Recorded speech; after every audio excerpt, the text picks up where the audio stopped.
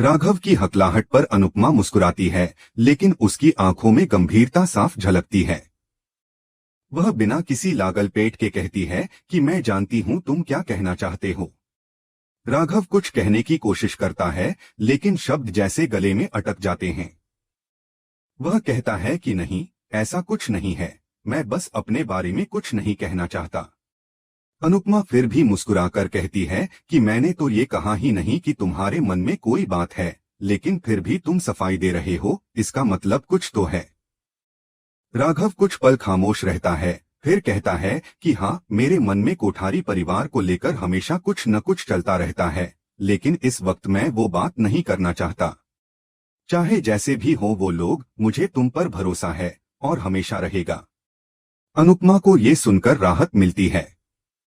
वह कहती है कि अच्छा लगता है जब कोई आंखों में देखकर भरोसे की बात करे। राघव भी दिल से कहता है कि मैं तुम्हारा साथ हमेशा दूंगा। इसी बीच दूसरी ओर माही और आर्यन एक वीडियो कॉल पर जुड़े होते हैं। दोनों एक दूसरे को देखकर जैसे समय भूल जाते हैं।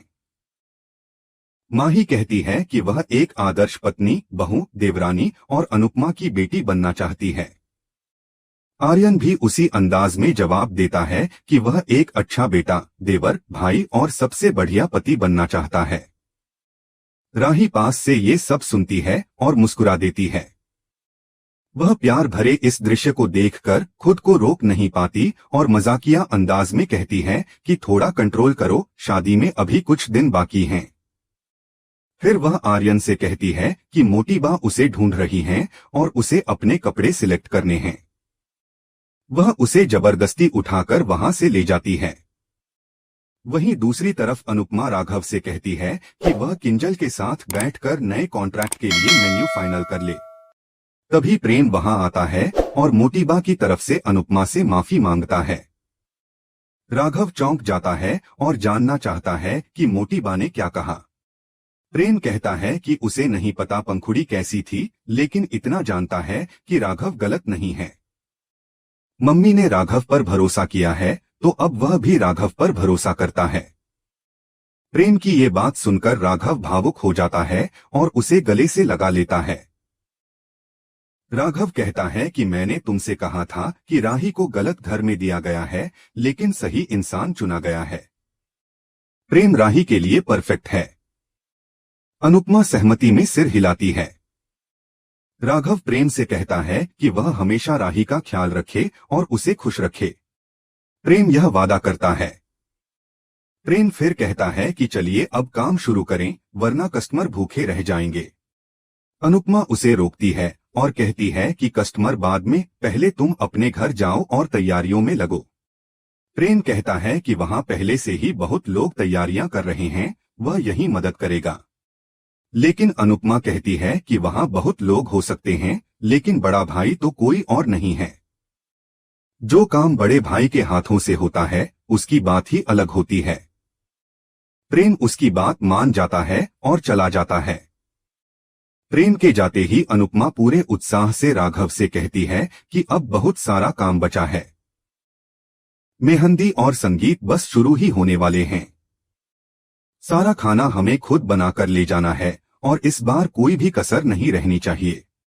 हम ऐसा खाना बनाएंगे कि लोग उंगलियां चाटते रह जाएंगे।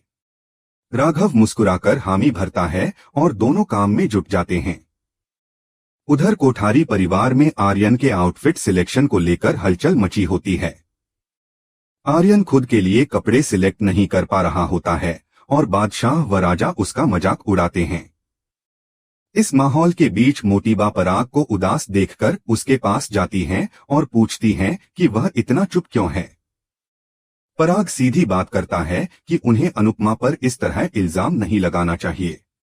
वह कहता है कि बार बार की गई ऐसी बातें हर बार हद पार कर जाती हैं। मोटीबा भी मानती हैं कि उन्हें गुस्से पर कंट्रोल नहीं रहता, लेकिन कभी कभी कुछ बातें सबके सामने कहना जरूरी होता है ताकि बाद में बदनामी न हो। पराग कहता है कि अनुपमा अब रिश्तेदार बन चुकी है और उसके बारे में अगर गलत बोला गया तो प्रेम और आर्यन दोनों को ठेस पहुंचेगी। इसके बाद मोटीबा शादी में आने वाले मेहमानों के बारे में बात करती है और अफसोस जताती हैं कि प्रेम की शादी में भी कम लोग आए थे और इस बार भी वही हाल रहेगा, क्योंकि लोगों को कैसे बताया जाए कि दोनों बहुएं खानदानी नहीं हैं। यह सुनकर राही को बहुत बुरा लगता है, लेकिन वह चुप रह जाती है। जब अनिल मोटीबा से इस बारे में पूछता है तो वह बात को टाल देती हैं।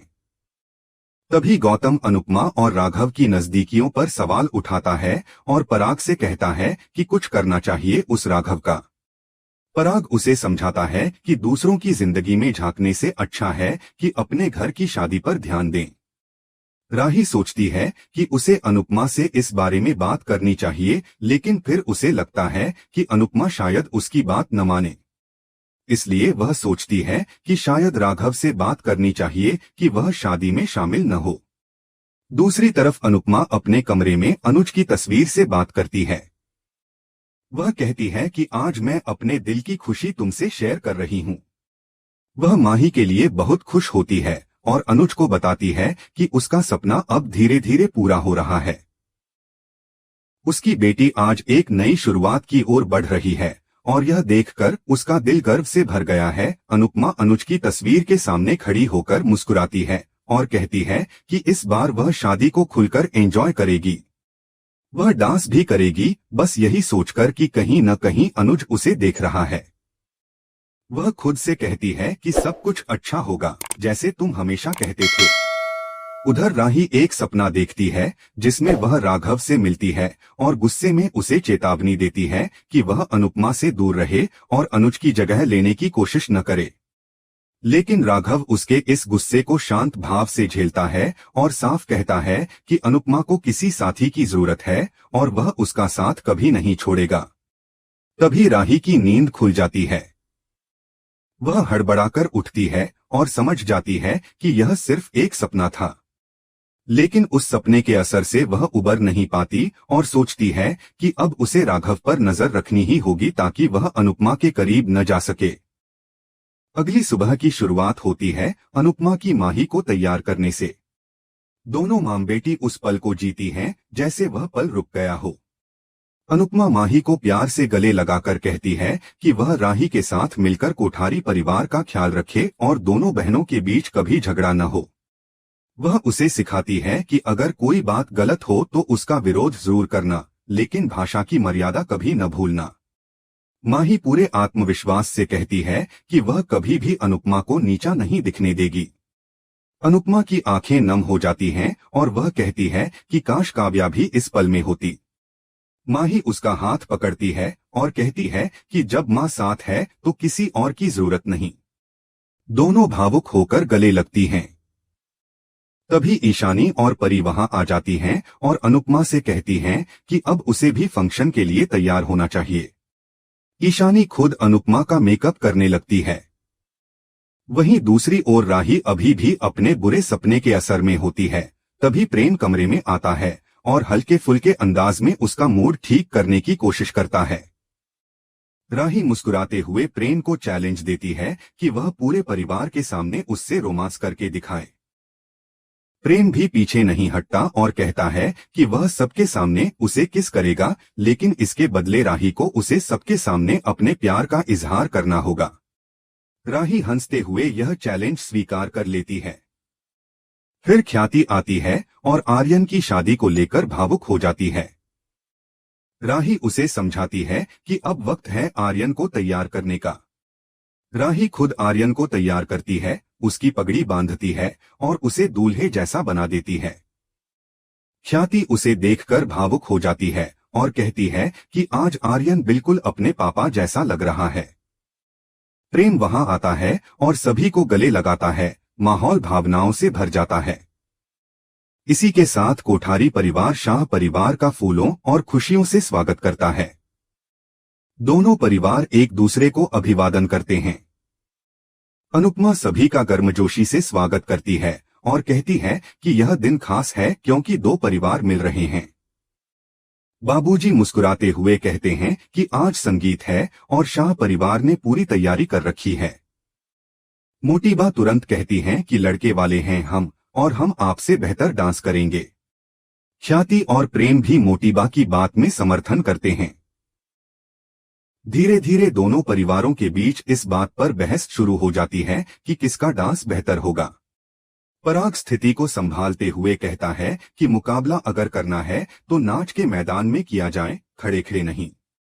वह सभी को अंदर चलने को कहता है। सब हंसते हुए अंदर जाते हैं। फंक्शन शुरू होता है और आर्यन माही मेहंदी के लिए बैठते हैं। दोनों एक दूसरे की तारीफ करते हैं। हंसी मजाक में कुछ मीठी मीठी बातें होती हैं। वहीं दूसरी तरफ राजा और ईशानी आपस में बात करते हैं और पाखी यह देखकर काफी खुश होती है। राही अनुपमा के पास आती है और उसकी तारीफ करती है कि वह कितनी सुंदर लग रही है। अनुपमा मुस्कुराकर कहती है कि तुम मुझसे ज्यादा खूबसूरत लग रही हो। दोनों एक दूसरे की तारीफ को लेकर मजाक में बहस करने लगती हैं। तभी प्रेम वहां आता है और कहता है कि आप दोनों ही बहुत खूबसूरत लग रही हैं और इस बात पर अब बहस खत्म होनी चाहिए। तीनों साथ में हंसते हैं। एक साथ होने का सुख सबके चेहरों पर साफ झलकता है। एपिसोड यहीं खत्म होता है, लेकिन अगले एपिसोड की झलक में कुछ अनहोनी दिखाई जाती है। अनुपमा को गुस्से में दिखाया जाता है। वह गौतम पर हाथ उठाती है और चिल्लाती है कि वह उसके बच्चों से दूर रहे। गौतम मन ही मन कहता है कि अब जब वह घर पहुंचेगी तो उसे एक बड़ा सरप्राइज मिलेगा। तभी एक बड़ा झटका लगता है जब अनुपमा देखती है कि शाह हाउस में आग लग गई है। राघव उसके पास आता है और कहता है कि सब कुछ जल चुका है। अनुपमा के पैरों तले जमीन खिसक जाती है। उसकी आंखों में सिर्फ राख और टूटन का दृश्य होता है।